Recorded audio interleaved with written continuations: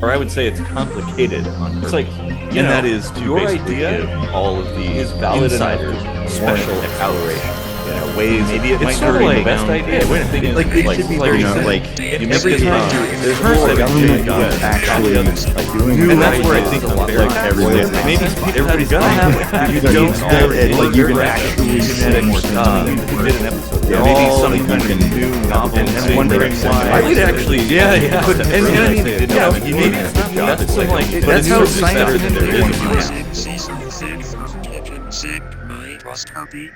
Okay, welcome to another kitchen sink microscopy. I'm Eric Rosenblatt, and we'd love it if you'd like and share this video. Leave a comment down there. I'm sure there will be comments for this one. This will be really interesting. Subscribe to the channel if you haven't already. It's easy. It's just a little button down there. And I'm Casey Rochford, and I'm technically not an alcoholic because I'm drinking for work. And I also sometimes drink while I write music, which you might hear at the end of the episode, because we write our own songs here, and that's super cool and unique stuff that you won't find anywhere else on YouTube, so don't even bother to try to look. What shall we talk about today? Okay, well, this topic is a big one. And I had originally thought about maybe it being for like a lightning strikes twice video, but then I realized like we wouldn't even barely get started before 5 minutes was up on this one. But this is sort of like the product of I was listening to a conversation on the radio, and this kind of popped into my head. So what things do you think only government is capable of doing? And or what things do you think government should do? Well, that's definitely a complicated question. Yes. Okay, just as a broad general overview of my opinion of what the government should be is the furthest thing possible from micromanagement.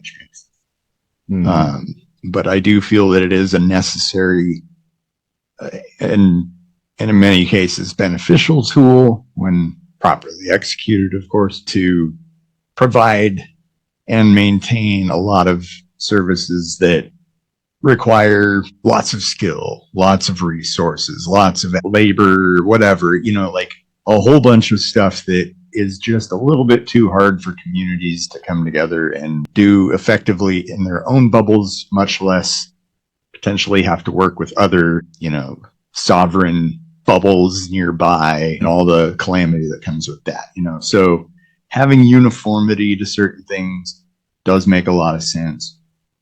But it gets all gummed up when they throw in all this micromanagement, lobbying, blah, blah, blah, so that's where I'm at. All right. I can definitely understand that. And maybe we could go over some of those particular things. Like for me, I mean, I'm an anarchist, so I don't like the concept of government to me seems pointless and redundant and probably harmful, like as far as its potential. Like when it becomes corrupted, it can be very harmful. But, maybe when it's not corrupted, it can certainly be beneficial. I don't know. For me, I guess in the current state of our sociological evolution, I guess it's sort of the better way right now. It's the most sensible direction to currently go, although we should be always recognizing that we have much further that we can go. But that's the thing. It's like, so I agree. The micromanagement thing is bullshit. That's very, very problematic. But macromanagement, yeah, I sort of see government's role as being more of like a manager, essentially, sort of somebody who has sort of like the plan and sort of organizes everybody, make sure that everybody's playing by the same set of rules, that sort of thing. And you currently kind of need that sort of because people haven't yet gotten to the mindset of being able to do that entirely on their own. But there's certain things that would be very difficult to switch over to complete just like community run systems, that being like national defense or something, which, one can argue that that's kind of not needed necessarily because borders are stupid. But like defense of our large region, for instance, if the Huns invade, you got to have some way of organizing everybody together. If everybody's on their own, like how the hell are you going to maintain organization and have some cohesion? Well, let's start with that one. Let's start with military and militias and stuff, because I kind of wonder if we do actually need the whole idea of a military defense sort of thing at all. Like, I actually kind of think we don't. Like much in the same way that, like, you know, some countries have just gotten rid of guns, and some people have, like, even Ukraine totally got rid of their nukes and just said, nah, we don't need these anymore. And they still haven't been nuked, even though Russia has nukes. You know, like the whole mutually assured destruction thing to me is a whole bunch of bullshit. It's just like feared theater. Well, and actually, maybe in that particular case, the reason Russia has not deployed their nukes, they have talked about tactical nukes, which are smaller scale. They're not like ICBMs that blow up whole cities. It's more for like combat situations. I think the reason they haven't deployed them is the fact that, well, that's like a sort of turning point where if you do that, well, now the floodgates are open for everybody to nuke you, and they know that, so they're hesitant to even, you know, because that would be very bad. But you make a good point. But I mean, like, exercise that logic backwards to everything else you're doing as Putin, let's say. You know, like, oh, you don't want to be the nuclear aggressor because someone might nuke the shit out of you. Well, don't be the aggressor, period. Like, yeah, that's a good point. Stick to your own backyard and leave the Ukraine out of it, you know, like. Well, yeah, and like the thing is, war is always a net negative, except for arms manufacturers and banks, like banking and stuff like that. But everybody loses when you go to war. And yeah, so it's like, we wouldn't need a defensive military structure if, you know, people thought like that, like had that realization that, oh yeah, we will, no matter what, everybody loses. Yeah, I understand the reasoning behind ideas like MAD, because of course it is possible, right? It is always possible. But at some point, like when diplomacy happens, everybody kind of has to put a little bit of faith in the others, you know, like some measure of trust that, you know, we're all going to put our guns down at the same time. And yeah, somebody has to just kind of hope nobody grabs it real quick and blasts a bunch, you know? Well, and that's this sort of ties in with what I said earlier about, like, society hasn't yet evolved to the point where, like, war still happens because people are too stupid. Like, we just haven't yet figured it out.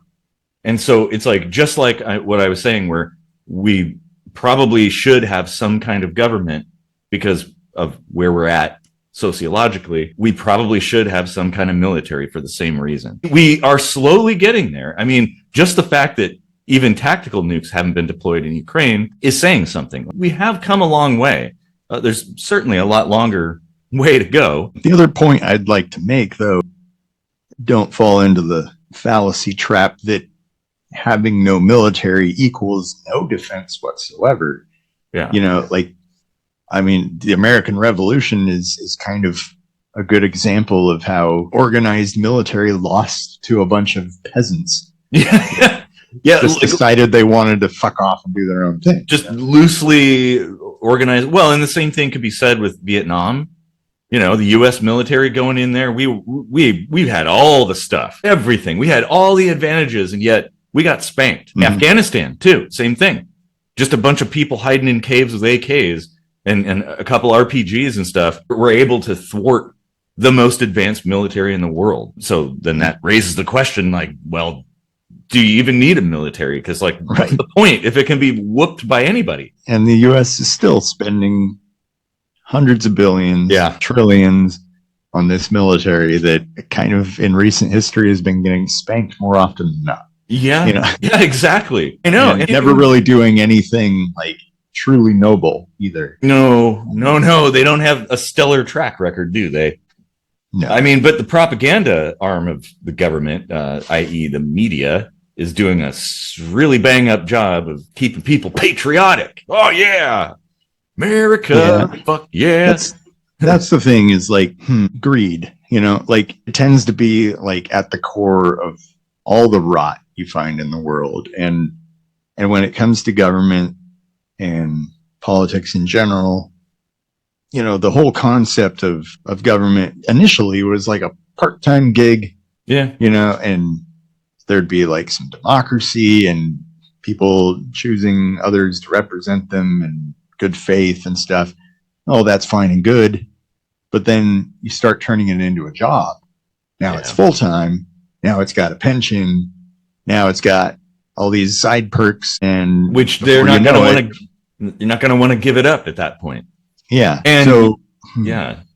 Like if you don't have like a inwardly strict set of rules on what you can't do, like the government really shouldn't be allowed to do all these little nitpicky things.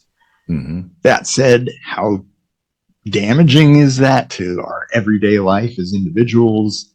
I don't think so much. Well, no, I would be inclined to agree that I feel like we're still, despite all of the corruption and issues, humans, let's say, we'll just in the US, we're better off today than we were 100 years ago. Are we less free? Certainly. But I think as far as the day-to-day, our daily lives, we're better off. I don't know if it's because of government or in spite of it. It could be other things, but I definitely feel like we have better lives now. And maybe we're in that perfect part, the calm in the middle of the tornado or whatever, where it's like, oh yeah, this is actually pretty good. And then it's going to get really, really bad, because it does that. That is one of the things with how corrupt and how complex this system is. It has the potential to tip to the bad side very easily and very quickly. And that's where I think a restructuring would be in order, honestly, to go back to what you're saying, like macromanaging, like taking care of just like the major things that are important to everybody, whether it be, just simply overseeing something or kind of managing standards or whatever, or settling disputes, which to me, that's what the court is for, that kind of thing. And maybe managing kind of in a big picture sense, these operations for whatever it might be, whether it be humanitarian assistance to people or whatever. I don't think it should be a draconian system. Like it is the only thing that does it. That to me, well, that just automatically invites corruption. Right. Yeah. That I wanted to talk about that too. Like it ought to be some kind of happy medium, a blend of public funding for privately managed things. Yeah. But that said, like if there is public funding, I do understand that there should be some say from the government in what's I agree. like right I agree. and wrong there. Yeah. Having standards essentially that everybody, okay, like look, if we're all doing and that's the point of macromanagement. Yeah. Keep it fair, like yeah, stay exactly. within these lines, and I'm not going to bother you. And having a standard, right? Like, I mean, you could point to something like McDonald's. Okay, this is a good example. Generally within a particular country. Now, obviously, McDonald's is global, so they do their own thing, like in different countries. You're not going to find a lot of beef in India. You'll find a lot more fish in Japan, that kind of thing. McBeer is the only thing German McDonald's has. But here's the thing, like within your region, you can go to any McDonald's and order a particular thing, and you'll get what you expect. Like, yeah, I've been getting that particular cheeseburger or whatever from my local place for years, and I'd go travel over to Montana or something like that, and I order that same thing, and it's pretty much the same thing. Like, it isn't that different. And that there is really important, that there be a universal standard that no matter where you go, if there's some kind of service or some kind of whatever, that it's predictable. Like what you get is consistent from one place to another. Mm-hmm. That's where corporate leadership, I guess you could say, or oversight would make sense in that regard. And that's where I suppose some kind of government does make sense, like I could definitely see that for sure. And also pooling resources here's one of the things too, is if there's no internal profit to be had, operate it like a nonprofit, there's no profit to be had. You just pool the resources that people have provided together to accomplish a particular thing, and you dole it out to wherever it's needed, as needed, that sort of makes sense. I mean, like, a good example, this is one success story, I guess you could say, of government, the moon mission. Yeah. That would be, at the time, that would have been pretty much impossible to pull off privately. Yeah. There were big companies back then, but I mean, this was not a profitable venture. It cost a vast sum of money, and it burned a lot of resources, but we couldn't have done it if there wasn't this neutral funding system and this kind of oversight system.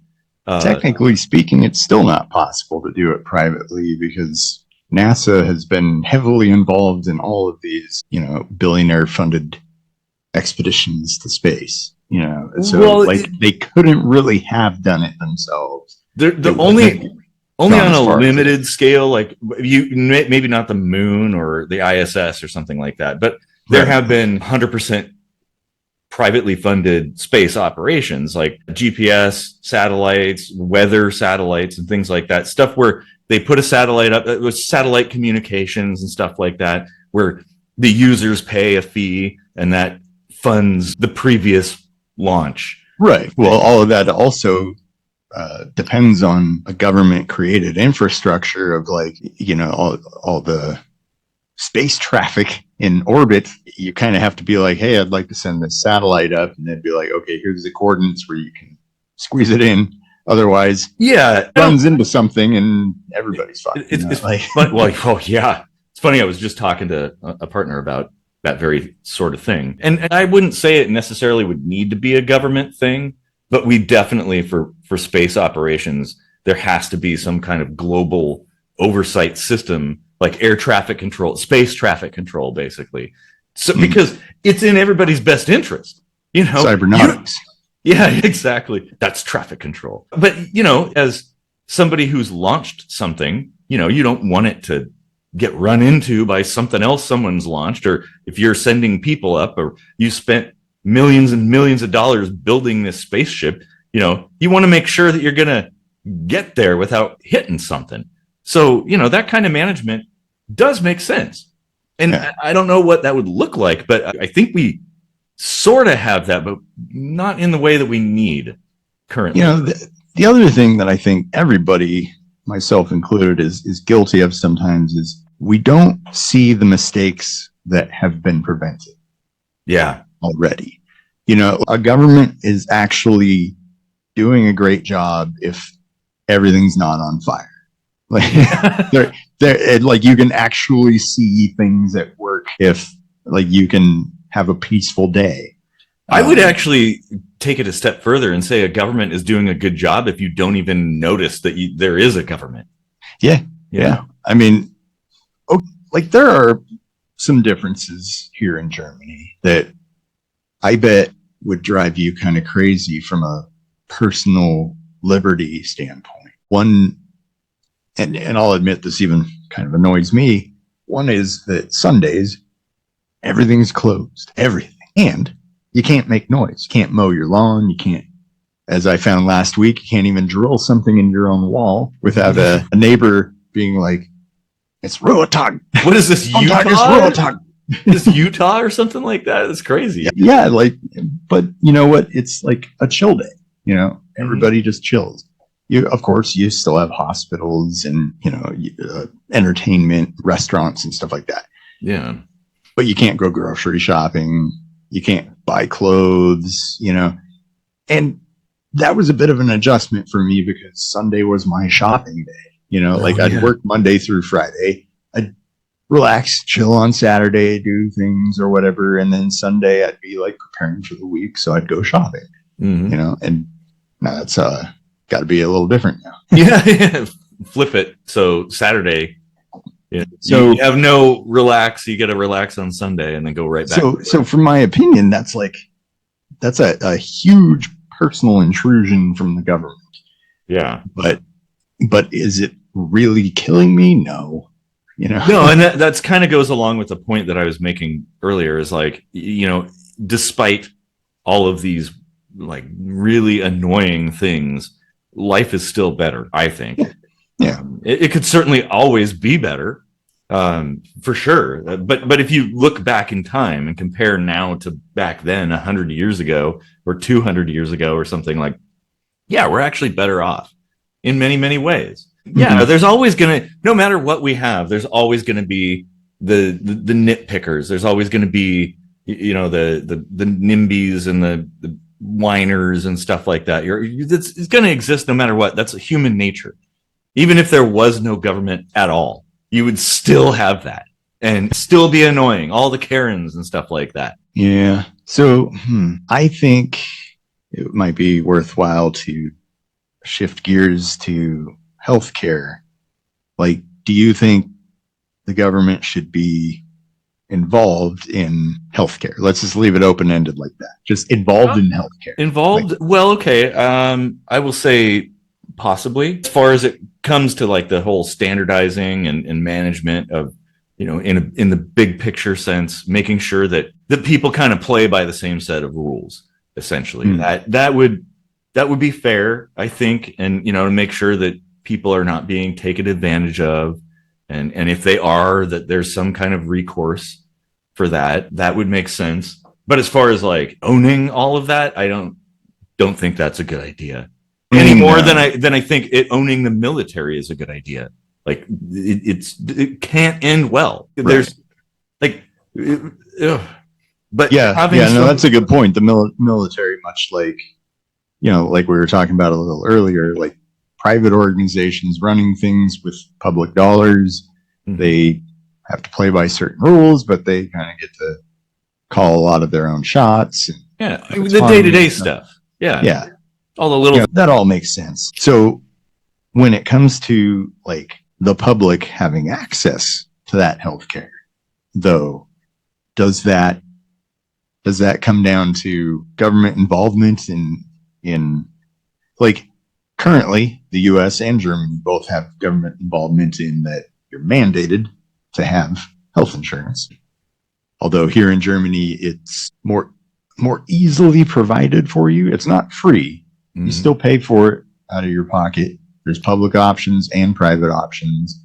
They're handled quite a bit differently here. Private insurance means you get quicker treatment, like better treatment from providers and stuff, but you pay more out of your pocket, of course. Yeah. And then there's the legal version, the government option, and the basic bitch one. Yeah, but it's still good, you know, like it's enough, and it's you know, like everybody's taken care of, and the tax actually isn't that bad here. It's not as steep as I thought it would be. It's actually handled in an amazingly logical manner with like 6 different tiers.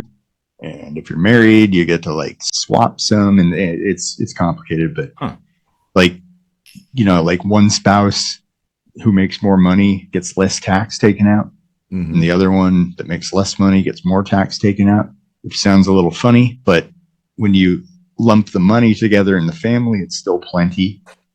And when you look at like how that affects, you know, the country as a whole, the more you earn as an individual, like the more you're paying into the system, and you're still living high on the hog, you know, as an individual, you know, like, so, you know, something like that is, I think, like a very strong, logical, sensible sort of thing. Like, you create a government that's capable of doing what you task it to do, you know, which is important too. I certainly think that taking care of the people who don't have the means to take care of themselves for whatever reason is important. But here, well, just like everything, nobody knows the right way to do things. And there's probably a lot of avenues left unexplored that might be way better. And so this is where I believe being more of like a umbrella oversight sort of thing, where people are allowed to experiment with different ideas and see what happens. And we've talked about this before, about running things scientifically, that, you know, you explore ideas, and if it doesn't work, you discard it and try something different.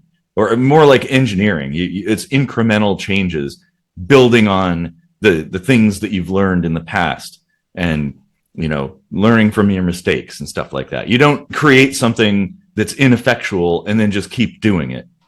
That's the stupid way to do things. And that seems to be kind of the way that it happens all over the world, which is really annoying because there's probably, like you said, there's certainly, like with the German way of doing things, there's some pros and cons. There's pros and cons with the US's way of doing things, or, China or whatever. Everybody has these systems that have some good in them, but also some negatives. It's a lot like religions. You think about that, and it's like the philosophies of religions. There's a lot of really good philosophical points like that they make, being good to other people, helping the helpless, that kind of thing. But then there's these parts of it that are kind of bad that end up hurting people and starting wars and things like that. It's the same sort of thing. Like the more hands-on the religion or the government, like the more annoying. Exactly. Yeah. And when it comes to certain services to society, I firmly believe there's singularities where communes could be able to achieve these things in small scale, because like I've said before, government has a geographical reach, and this goes both ways. This goes your own governance as a person. Your reach is a very small bubble, of course, but you can handle yourself just fine, hopefully. And the government also can really only exert influence over a certain region, let's say. And when it comes to governing things like healthcare, which relies upon a lot of core knowledge to be a healthcare provider. So there's that for one thing. But then there's also like all the equipment, all the research, all the keeping up with the research that you have to do as a healthcare provider. There's also procedural protocols that kind of thing. And like all these things like are massively benefited by the infrastructure that's created to disseminate all this knowledge freely amongst healthcare systems and research and stuff like that. I mean, I say freely, it's actually paywall. To no fault of the government, this is all private bullshit, how you have to pay a whole bunch of money for these journal articles and authors get none of it. That's nonsense. And the government gets none of it. So fuck you guys.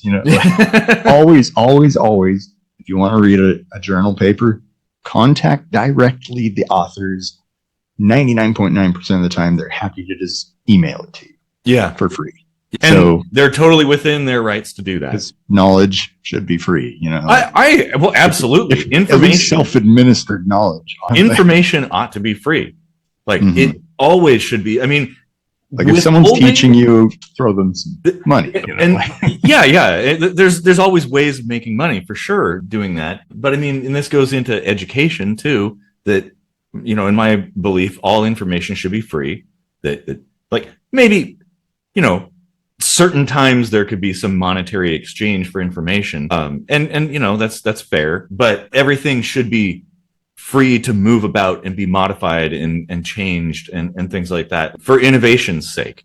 Because withholding that information, say in the form of copyrights or patents and things like that, where it's like, oh, I'll be dead before this will be open source or public domain. Well, then there was an opportunity to improve something, but it was stopped because of this kind of thing. And this is where like government is a negative in that regard.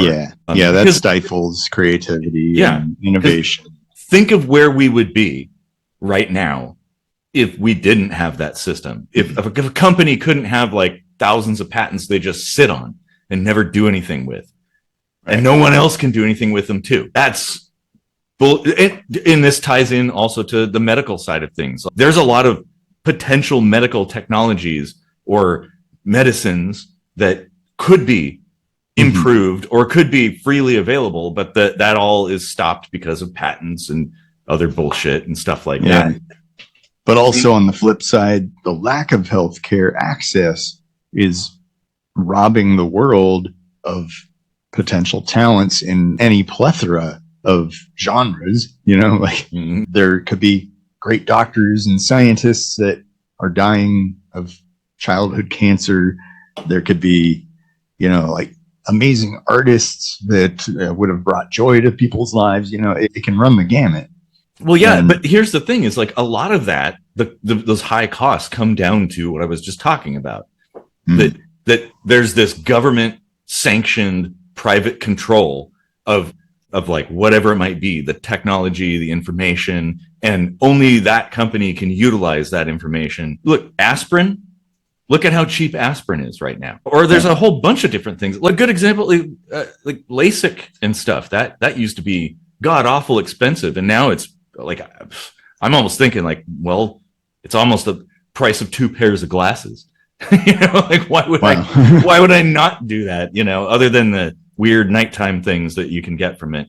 But the thing is, like, if we didn't have all of that totalitarian control of information and technology, then it would end up being really cheap. It's like, yeah, this other company over here is making one that's 10 times cheaper.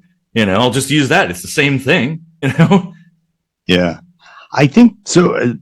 It's a double-edged sword when it comes to patents, because on that hand, it does make total sense. On the other hand, there's a bunch of money that goes into research and development. Yes. And then recouping that. So it's like if a patent were nothing more than saying like, like much how you like cover a song and you give a percentage to whoever wrote it initially. Mm-hmm. Like, why not just for a certain time have a percentage of whoever creates their own generic version of what you came up with throws you a little money.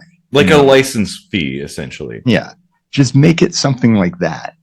I watched for the first time in my life last night Who Framed Roger Rabbit. And I was astounded at how there were blatant uses of Disney characters and Warner Brothers characters like commingling. And I was like, how did this movie afford to make the movie? Disney alone? Like, yeah. Oh, no kidding. Oh, don't get me started on Disney and copyright shit like that. Right. Oh, they're awful in that regard. That's a whole lobbying thing where they got it extended and extended and extended, and only now finally, like the earliest Mickey Mouse stuff is finally public domain. Man, yeah. See, that's stupid because and we innovation in all forms, whether it be technological innovation or scientific or medical innovation, or whether it be artistic innovation, it's important that current generations have the option to expand on something without fear of retribution from some company or something. It's like, I think to me, the public benefit, as far as like the societal benefit overall, is worth the potential financial losses that a company might incur. And there are ways, actually, I'm just now reading a book, The Things We Make by Bill Hammond.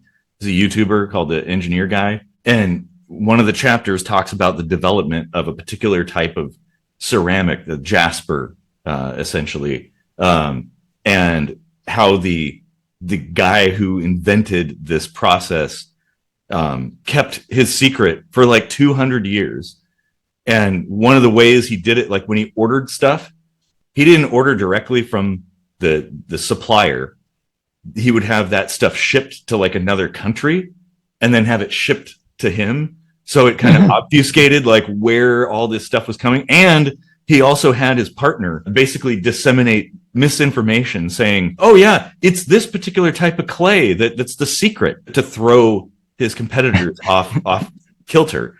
And I mean, that's the thing. It's like, you don't really need the government to be involved if you're clever. Just a few basic tactics to be sneaky, and the thing is like, okay, nothing lasts forever. You can't keep a secret indefinitely, but just enough time to maybe recoup your financial and resource investment and then some. Because we've come to a point in technology where the IP is no longer obfuscated just in a natural sense, because you could take a little tablet of whatever brand name medication that just came out and run a chemical analysis on it to determine how it was made Yeah. and recreate that in your own lab. You could buy off of eBay the tools to do that for super cheap. I mean, all things considered, it's not like $10, but relatively inexpensively. Or you could send things off to a lab, and that's relatively inexpensive. So yeah, I mean, there are no secrets anymore. Maybe the production methodology might be secret, but you could certainly analyze the chemical structure and then reverse engineer something, or with like a circuit board or whatever. It's fairly trivial to reverse engineer electronics, but we shouldn't have to. Here's the thing, like you said, brand name. That's the key. Mm-hmm. With aspirin being well out of patent, most aspirin you find out there is generic. Why is it that people still will choose to pay more to buy the Bayer version of aspirin? It's the same shit. Like, it's no different. It is exactly the same. But the same thing with knockoff purses or something, Prada stuff. There's the knockoff ones, and they look exactly the same. They're even built the same. In fact, sometimes to a better specification. They're not the brand name, but yet still people will pay thousands and thousands of dollars for something made by a big company. The same thing with the iPhone. Why buy an iPhone, when you could buy something like a knockoff thing for $50? That basically does the same thing. But yeah, people pitch tents and stand in line in the cold for hours to get the newest iPhone. That's the thing. It's like, I don't think we need this whole big back end management system. If anything, the only thing we need is something to make sure everybody's playing by the same rules and playing fair. That's really the only thing we need, I think, because the big picture is the destination we hope to get to, like a better world, a better life, a place where everybody is more equal and has the things they need to survive and thrive. And we're not going to get there if we keep fighting these stupid little nitpicky battles over IP and patents and copyrights and blah, blah. That just gets in the way. Right now, we're like 400 years behind schedule with what we could do just because of that. And maybe, this is one of the things where a really well put together government could be useful, in that maybe they could recognize that and say, hey, there's all this potential that's unrealized, and it's only because it's being held back because a few people are holding on to things that they really don't even need to hold on to. So just let it out there. I mean, one only has to look at the 3D printing community to realize how effective that is. And what if the certain perks that people have found in the little loopholes of the government, talking about like people manipulating things to get tax write-offs and stuff like that. What if that whole system were re-engineered in such a way that the government basically puts it out there, like, if you want a year tax-free, here's this contest. We have a need. We need some innovation. If you can come up with a thing that fills this need, you win a year free of taxes. No, that's actually a pretty good idea. Yeah. Like, make people work for everyone else in order to get those perks. You could also do what the lottery does too, where everybody puts in their little bit of money in the hope that they can gain something big at the end. So maybe to participate in this contest, you have to pay into it a little, but then the rewards are some massive sum of money, or like you said, a year tax free. That would be, but that's the thing. It's like, there's all these ideas that should be explored. And what you're saying too, it's like, if you look at, say, the US tax code, and probably the tax code of many, many countries, it's complex on purpose, or I would say it's complicated on purpose. And that is to basically give all of the insiders special outs, ways of skirting around things. It should be very simple. You make this much, there's a percentage shaved off, and that's that. And that's where I think the FairTax sort of makes sense. If we're going to have a tax system at all, the FairTax system makes way more sense. And we did an episode about that, which we could link. Okay. And I mean, maybe it's not the best way, but it's certainly better than what we do now. And that's where, evolution, engineering, science, we need to be trying new methods and analyzing them and seeing like, hey, how does this work? And this is where we have the technology nowadays to take surveys of the whole population of planet Earth, in fact, for the most part, just with technology. You don't need somebody knocking on your door. You just be like an email you get and reply to and take 10 minutes to fill out like, how's this working? Hey, you have any recommendations? And you could use AI to analyze all the recommendations and stack them up according to what's most popular, like that kind of thing. And so when it comes to, since we're talking about tax, FairTax, I got to thinking about the gold standard and how the FairTax would have worked much better if it was implemented when there was still a gold standard. But the government probably shouldn't have anything to do with money. I agree. Yes, I agree. Well, and that is where the corruption starts, right? Mm-hmm. You know? Yeah. It's definitely a conflict of interest. Yeah. And like if they are to be involved in the financial economic system at all, again, it should be a large scale oversight, making sure they're like everybody's playing by the rules. Right. Like, Themselves included. What's that? Themselves included. Oh, yes, for sure. Absolutely. And Mm-hmm. yeah, and it shouldn't be a career. It should be, and this is where I think we've talked about it before too, that having, you know, whatever branch of oversight that's overseeing a particular thing should be done by industry professionals, right? Like if you're overseeing medical stuff, then it should be the people doing that should be people who work in that field, like doctors and nurses and stuff. Those are the ones who actually understand it. And they're the ones that should be deciding what's the better way or what kind of things we explore. It doesn't make sense for politicians who have never been a doctor to be telling doctors what they should do or not do. You know? Yeah. And yeah, but the money thing, like one thing I've never been able to wrap my head around is how $1 in the life of its existence in circulation probably generates more tax revenue than its face value.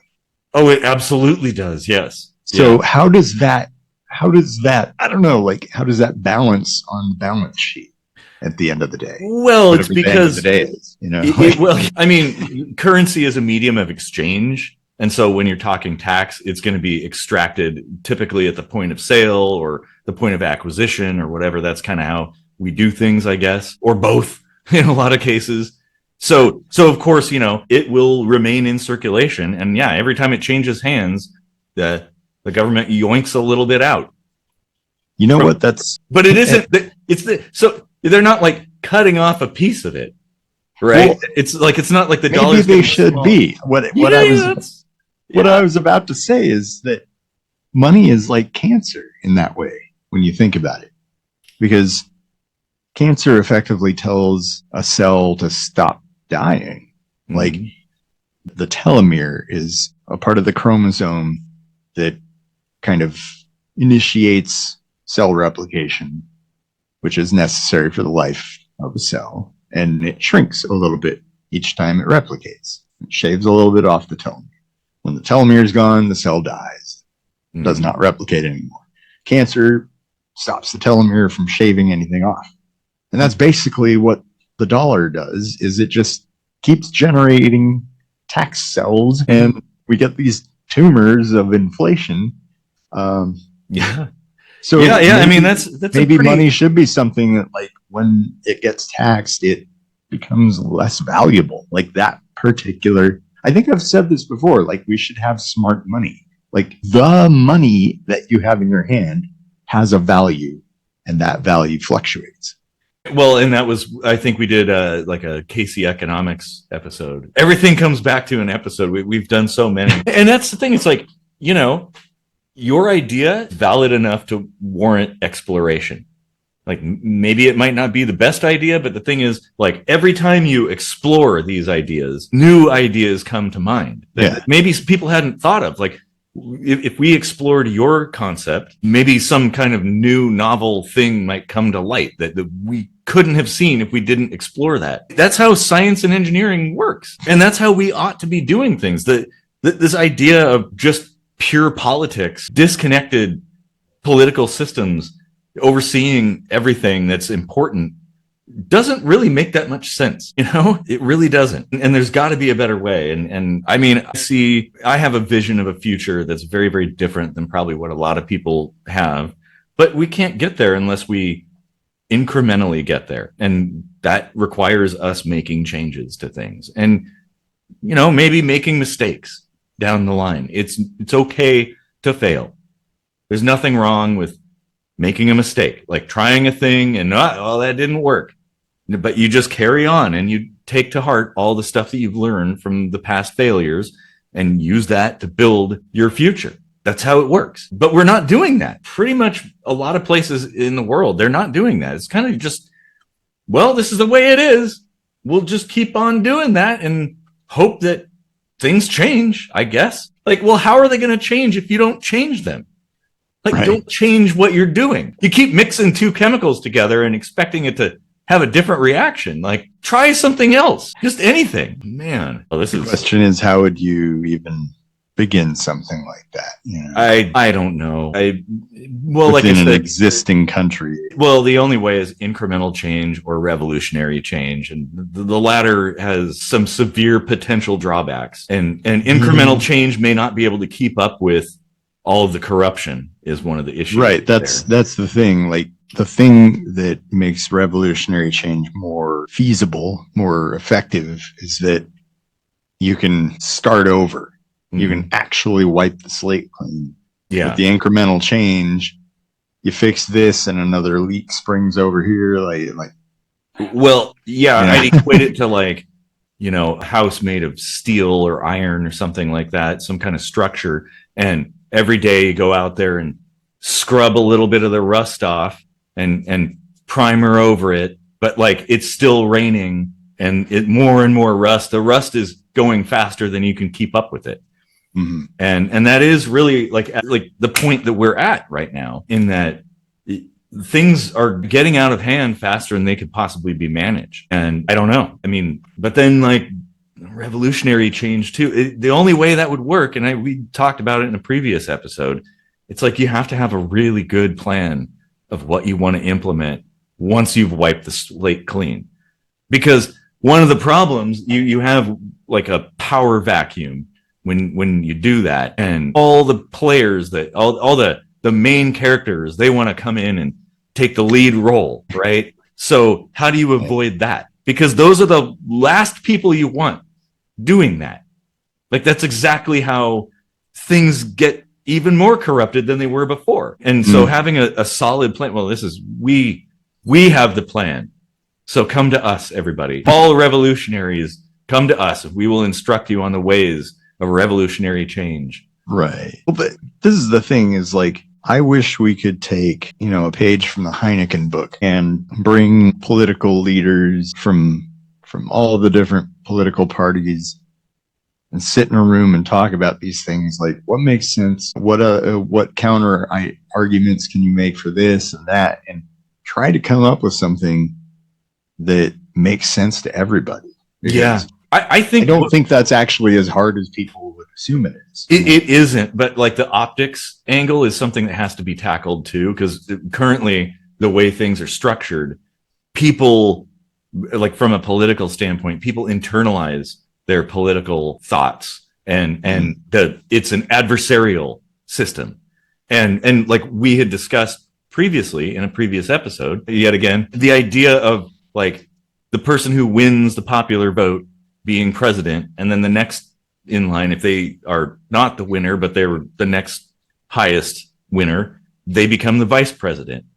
That actually, so that would change the optics overnight, where it's we've got already do that with governor, kind of. Yeah. I mean, we have a separate election for the lieutenant governor. It's not a separate election, but it's a separate category. Yeah. Which I'm always why?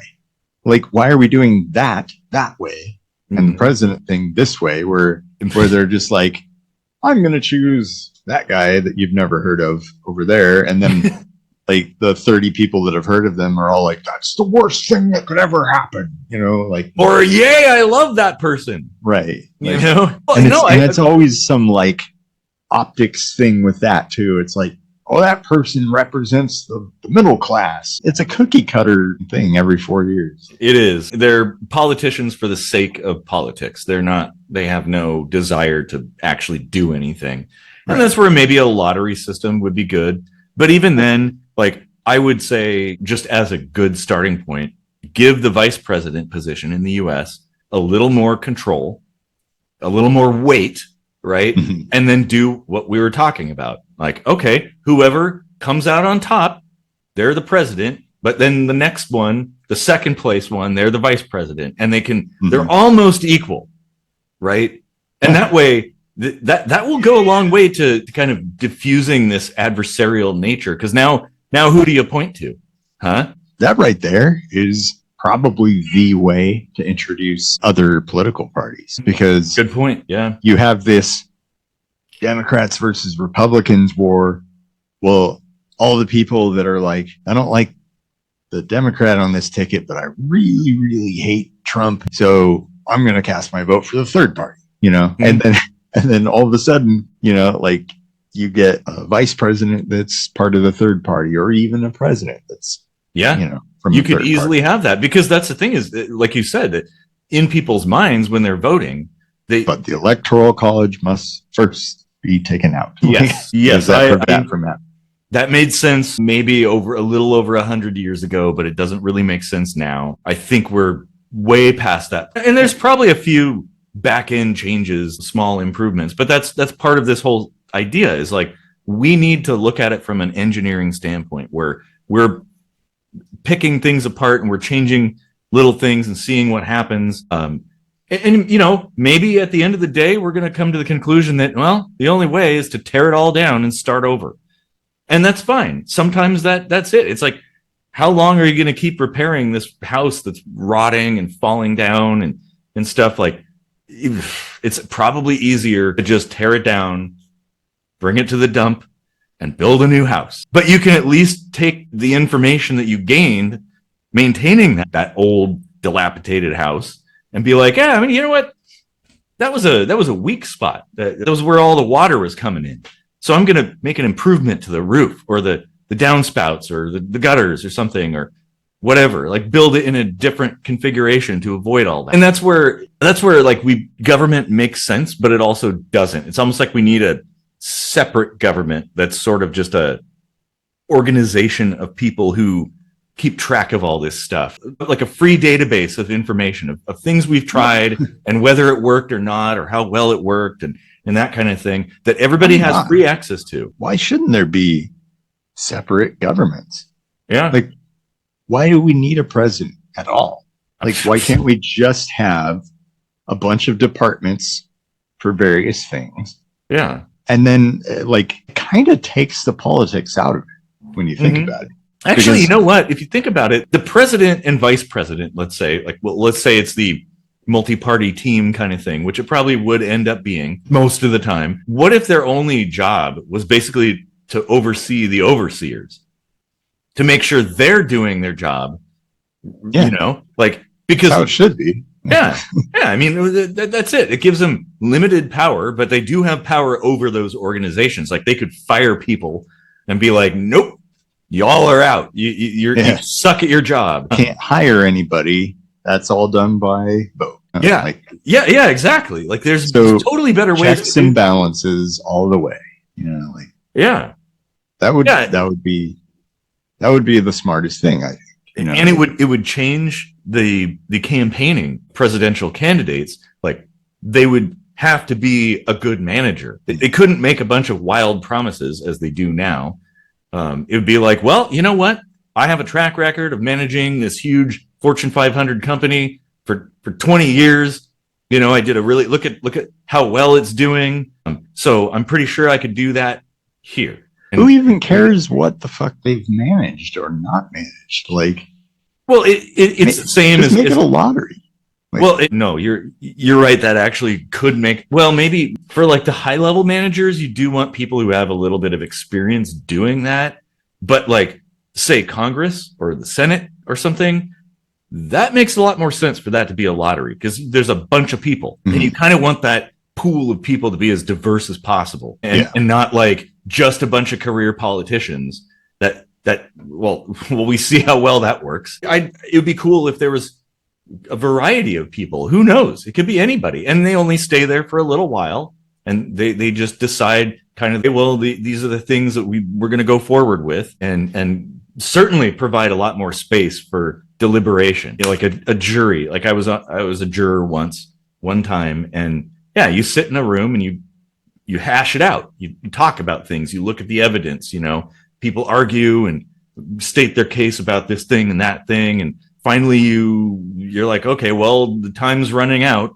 We got to come to a conclusion. What's it going to be? And everybody's like, oh, okay, well, cast your vote and we'll decide this thing. And there you go.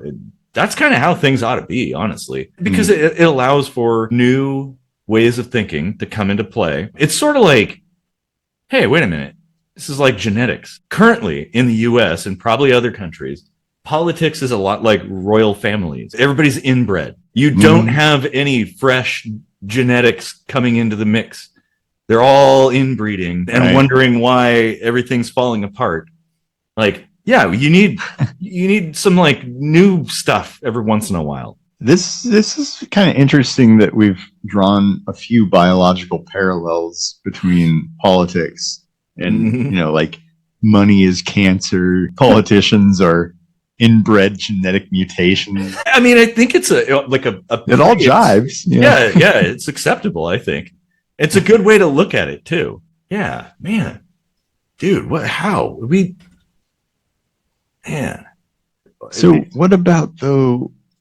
I mean, maybe we could wrap up, but I also wanted to talk about some of the stuff like infrastructure and, you know, all kind of like the boring stuff, but like also the stuff that's super crucial. Well, a lot of the stuff that is the most boring is actually the most important. That's why I love Mike Rowe and his show Dirty Jobs, because it's like, hey, you know, all this stuff that you don't even think about, it's like, imagine if they didn't clean out the sewers or garbage trucks didn't come and pick up the garbage. Like, things would be very bad very quickly. But, you know, like those kinds of jobs are really important. And yeah, when you're talking infrastructure, like sewers and water and power and roads and whatnot, that's pretty important for our way of life right now. And dirty jobs, how often were those jobs government jobs?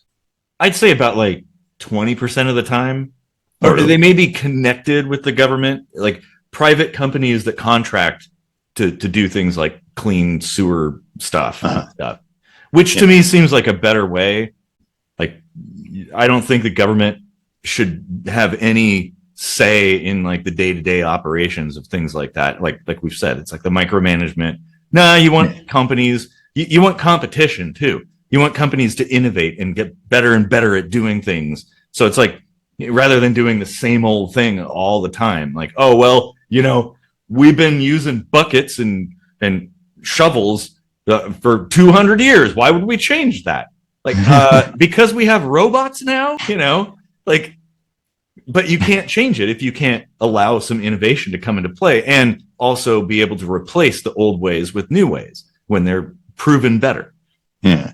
So when it comes to the sewer, you're saying the government should give a shit, not take a shit. Well, everybody takes a shit, so government technically takes a shit, which is weird because you are actually giving a shit, aren't you? But they call it one of the funny sayings, like it's kind of backwards. Yeah, like drive in a parking lot and park in a driveway, sort of thing.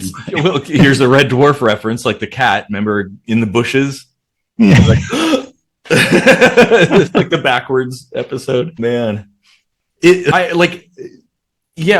all those things could certainly be mostly privately run. Again, it does make sense with the way things currently are to have some kind of oversight system that makes sure that there's like standards and that everything is up to a certain threshold, I guess, and that they all interconnect, right? Like you don't want like one city has this type of pipe and then another one has a totally different set and they're trying to connect together. And now it's like a confusing mess. Like, you know, maintain a set of standards. And and improve things according to what works and what doesn't work. I think it's like, if we didn't do that, we'd still be using clay pipes or lead pipes. Jesus, So it is important to have some kind of something that's bigger than all the local communities to say like, hey, here's our cheat sheet of recommendations of the best practices, right? Yeah. Because like, this is what's cheapest, this is what's most efficient, that kind of thing. Or if you want to connect your stuff to this stuff, you got to have it like this way or something. Because otherwise, what you're going to like blow a bunch of money trying to figure out some kind of adapter? Yeah, if you just built it that way to begin with, it would all play nicely together. Well, and then, some things it would make sense to have them standardized, but it doesn't necessarily have to be. Like, you're right.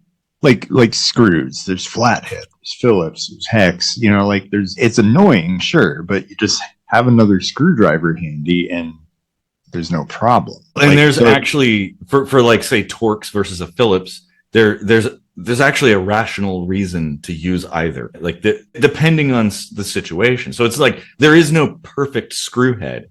It's just there's a perfect. Is there really a difference? Well, because it depends on what you're doing and things like that. Like everything has its advantages, disadvantages. I mean, like the spiraling differences in that I could see making a difference, but like how you screw and unscrew them, how does that? Because it's like it depends on what you're doing. It's a very complex thing, but it depends on what you're doing and the application and the type of screw and how much force you want to apply and how much, like if you're maintaining something, if you want something to be easily maintained, make it more difficult so people are less inclined to open something. Like a flathead screwdriver. Yeah. Those should be gone, by the way. There's absolutely no point. Nope. Now, the better version of that is the flat/Phillips screw.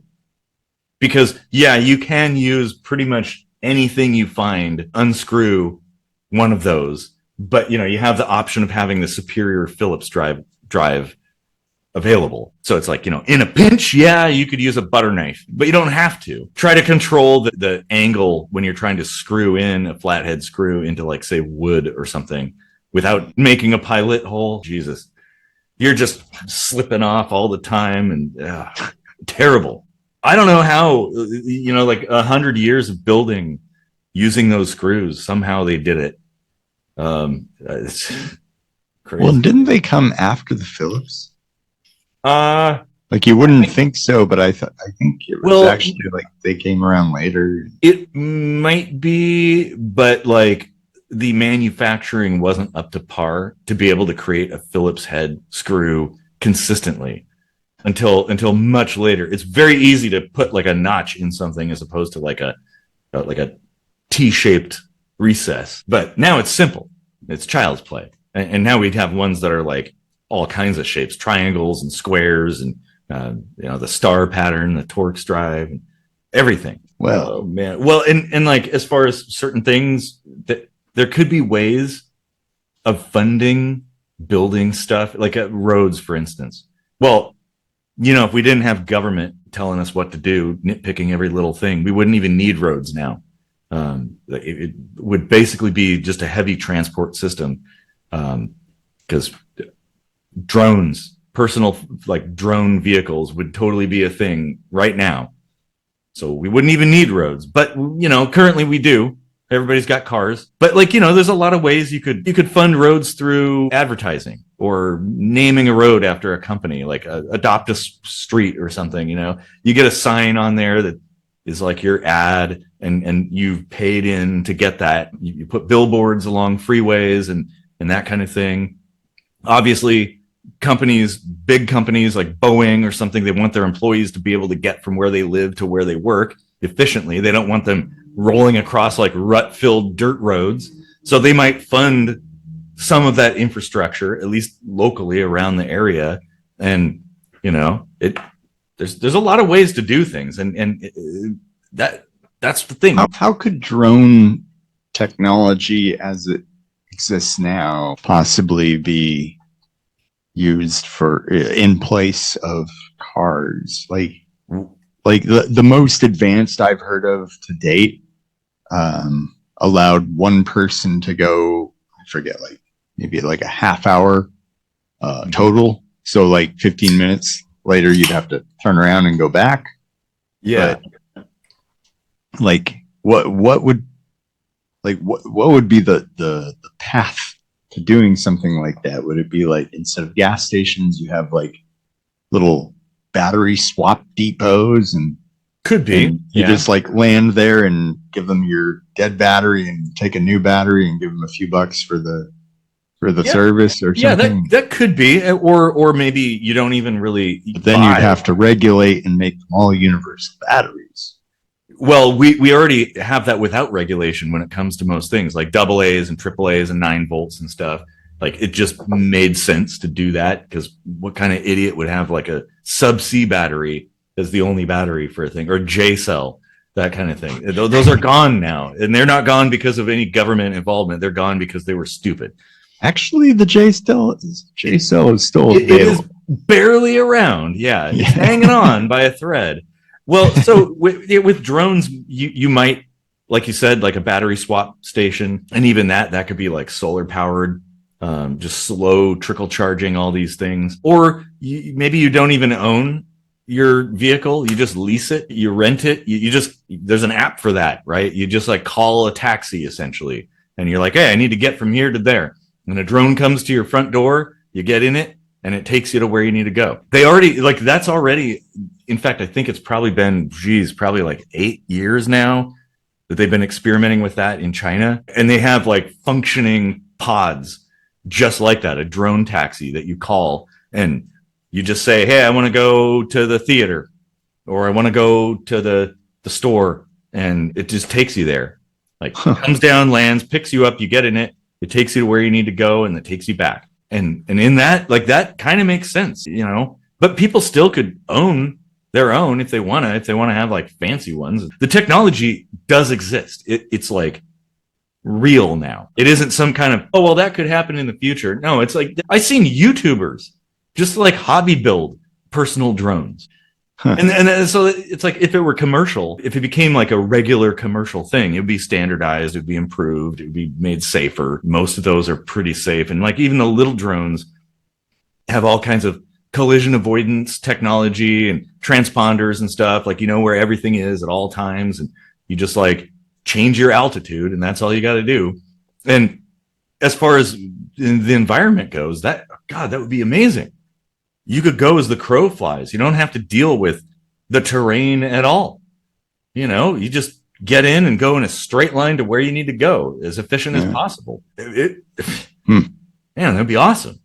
And like, here's the thing. You wouldn't need parking lots because the drones could just kind of fly off. Like especially if it was sort of a rental system, a drone would just fly off to either recharge or fly off to go pick up somebody else. And then you call in one from somewhere nearby and it picks you up. Well, okay, here's a thought experiment. Why complicate it with like having to like pay a certain amount for this and that? Why couldn't the government just say, you know, we're not fucking with roads anymore. We're just going to provide drone services for everybody.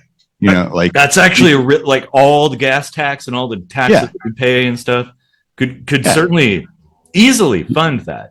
Yeah, your tax money goes to drones, and you just fly around with drones. Yeah, and that's the thing is like all these things are achievable, like within our like current.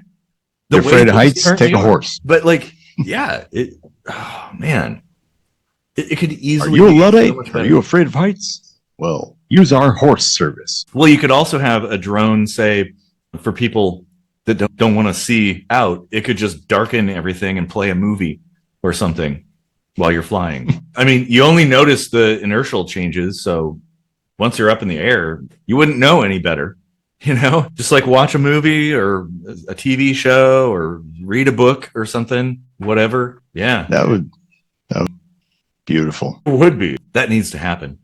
Yeah.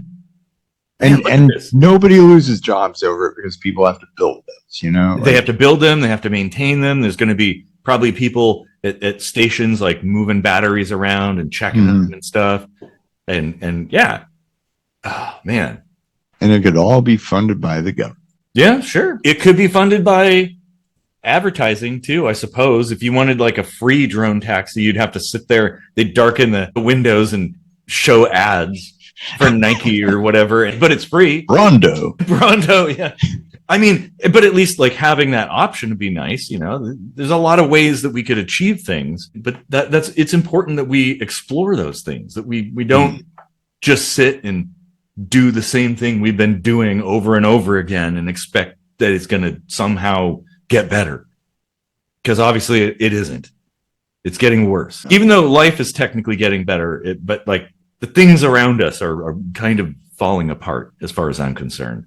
Yeah, I mean, it's all relative to what you're looking at. Like some things have gotten worse, but all in all, like we live longer, we're healthier, we have, you know, when it comes to free time, maybe we have a little less, you know, like depends. Well, like I said, it's relative, you know. Yeah, and but we have a choice. We can choose how much free time we have, and things are more convenient too. Technology has absolutely changed the world. I mean, have you ever tried washing clothes with a washboard and basin, and then you have to have a wringer to wring out the clothes, and then you have to hang dry them, and maybe it's raining. But isn't it nice when you could just like pop something into a washer, push a button, walk away, come back, throw it all in the dryer, push a button, walk away, come back, and it's dry? Like that used to be a labor intensive thing. And now it's like nothing. It's so easy. Microwaves too. Yeah, you just like pop something in a microwave, type in a number, boom, walk away, it's done. And a lot of microwaves even analyze things. They'll like cook it exactly correct. Except for the very center. Yeah, well, when you get the pizza rolls, that's the problem. Man, those things are like lava inside. Like they'll still be frozen on the outside. You take a bite and it's like molten lava pouring into your mouth. How does that happen? But that's where the air fryer comes in. Like that is I have an air fryer and I fucking love it. It is the best thing man has ever made. Like it is so great. Oh my God, air fryers are so nice. But like that's the thing, you know, innovation. We got to be able to keep trying different things and explore, and you know, and we need a system that supports that and doesn't impede it, which is what we currently have. Yeah, we've basically covered every topic and solved every problem right now, have we? Yeah, as usual. Like we've got a lot of different interesting and innovative solutions that no one will ever see because only 2 people watch these videos. They'll see when it's too late. It'll be like, you know, 100 years from now, somebody's going to come across our channel and be like, oh my God, what? Those guys are geniuses. If you, the viewer, have any innovative and interesting ideas about how to make the government better, more efficient, more fair, leave them in the comments, or, you know, like do a reply video or whatever. Yeah, that would be great. That would be even better. Even better, yeah. Leave a comment and make a reply video and link to it in the comment. Yeah. And go to patreon.com/KSMvidcast because why not?